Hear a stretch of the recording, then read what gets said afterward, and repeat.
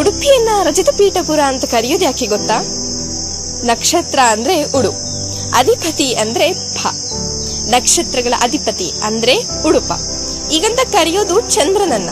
ಚಂದ್ರನ್ಗೆ ತಾನ್ ಕಳೆದುಕೊಂಡಂತಹ ಕಳೆನ ವಾಪಸ್ ತಂದ್ಕೊಟ್ಟಂತಹ ಜಾಗ ಇದಾಗಿರೋದ್ರಿಂದ ಈ ಕ್ಷೇತ್ರಕ್ಕೆ ಉಡುಪಿ ಅನ್ನೋ ಹೆಸರು ಬಂತು.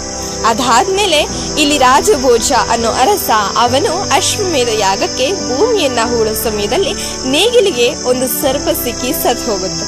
ಆಗ ಕ್ಷೇತ್ರದ ಅಧಿಪತಿ ಪರಶುರಾಮರಿಂದ ಪ್ರಾಯಶ್ಚಿತ ಸಿಗತ್ತೆ.